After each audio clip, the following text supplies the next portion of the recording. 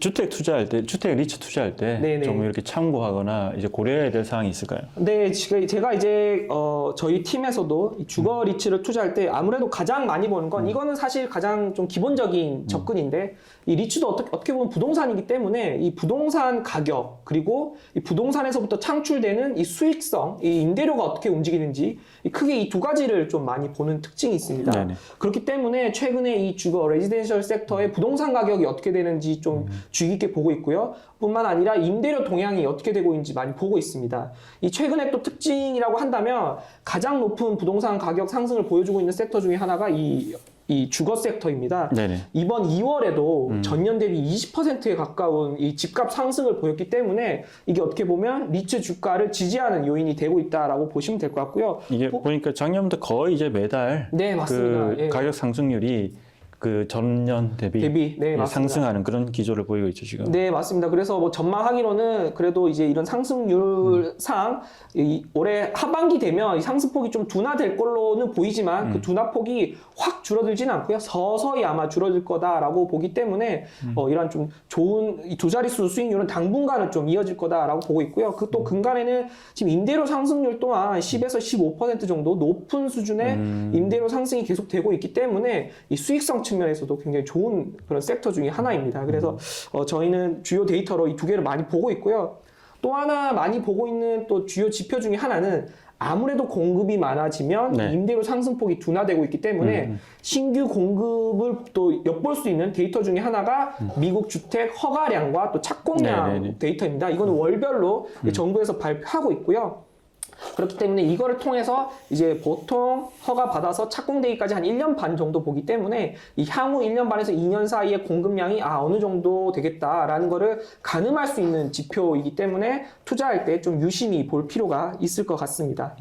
그리고 또 하나의 최근에 이제 특징이라고 한다면 사실 많이 얘기 나오는 것 중에 하나가 이 인플레이션 해지 투자 대상이 이 부동산이고 또 네네. 리츠가 될 수 있다라는 얘기가 나오는데 사실 저희가 봤을 때는 모든 부동산 자산이 이거에 해당되지는 않을 것 같습니다. 네네. 왜냐하면 이 인플레이션을 임대료로 어떻게 잘 전가시킬 수 있는지가 사실 관건인데 이거에 해당하는 섹터가 이제 얼만큼 부동산 펀더멘탈이 좋아서 이거를 임대료로 전가시킬 수 있고 그 다음에 또 이 임대 기간이 긴 경우에는 이게 좀 어려운 또 그렇죠. 케이스가 있습니다. 그래서 얼만큼 짧은 임대료 기간을 가져서 빨리빨리 임대료 상승을 보일 수 있는지가 중요한데 그거에 딱 맞는 섹터가 최근에 이 주거 섹터다라고 보시면 될 것 같습니다. 그렇죠. 계약 기간이 짧죠. 맞습니다. 여기는. 보통 계약 기간이 짧은데 최근에 이런 좋은 펀더멘탈로 임대료 상승이 빠르게 나오다 보니까 이렇게 인플레이션을 또 해지할 수 있는 자산으로 많이 각광받고 있다라고 보시면 됩니다.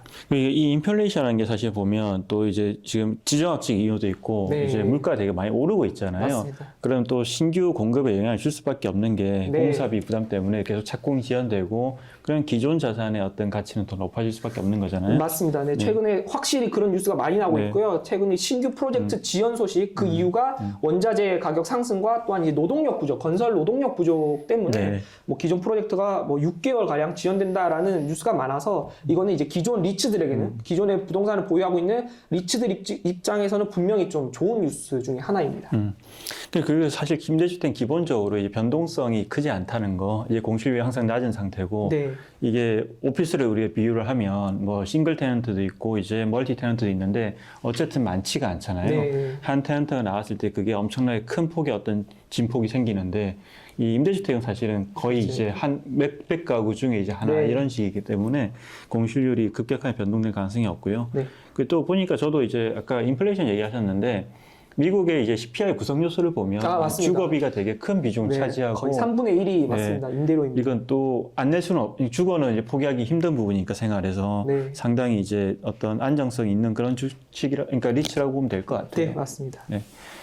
마지막으로 그 얘기를 해볼까요? 저희가 이제 미국 임대주택 리츠, 레지던셜 리츠 얘기했는데 타 지역, 그러니까 일본 아까 말씀 다른 나라 있긴 있잖아요. 네, 네, 맞습니다. 네. 뭐, 다른 기업 말씀드리면 아까 서두에도 유럽 지역 리츠에 대해서 간단히 말씀드렸는데 사실 유럽에 있는 예를 들어 보노비아라는 굉장히 큰 이제 부동산 기업이죠. 왜냐하면 리츠로, 엄밀히 말하면 리츠로 분류 안 되기 때문에 이런 또 독일의 대표적인 임대주택 또 부동산 기업이 있습니다.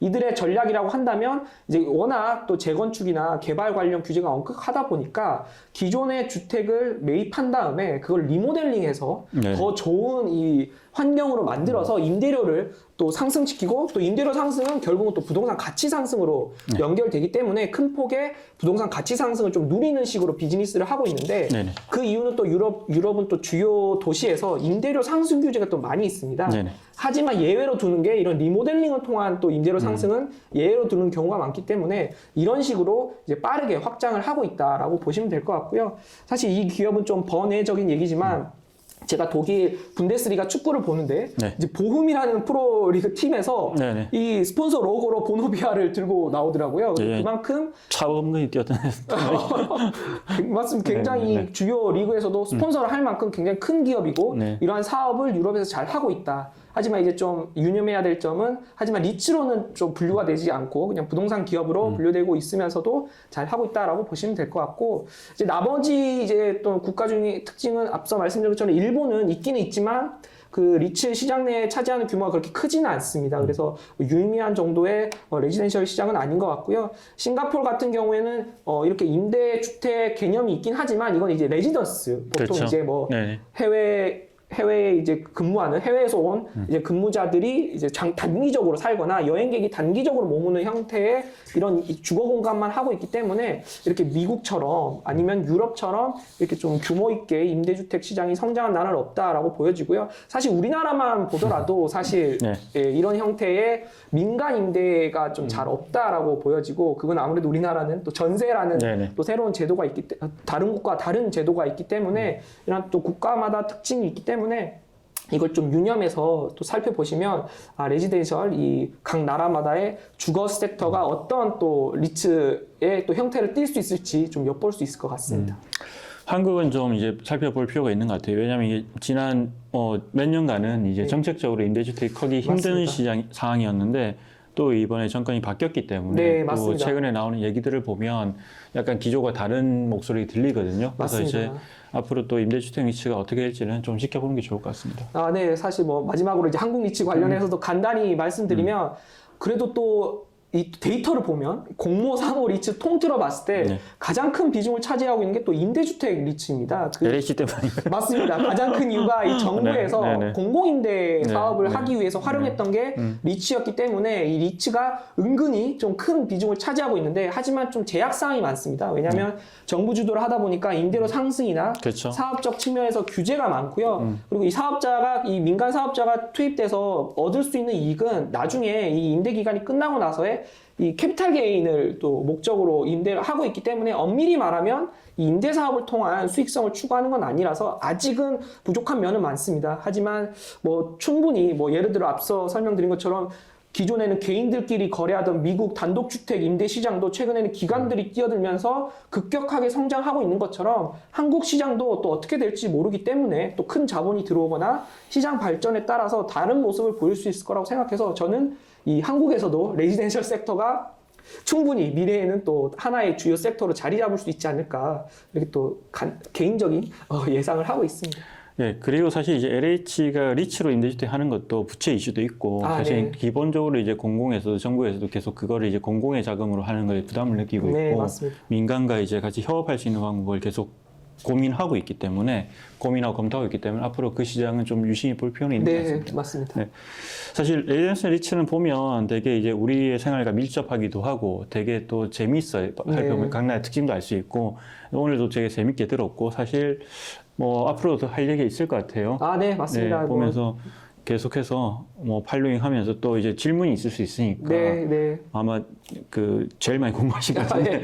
질문을 해주시면 또 저희가 그걸 방송해서 또 친절하게 설명할 수 있는 시간을 갖도록 하겠습니다. 네. 오늘 수고하셨습니다. 고맙습니다. 감사합니다.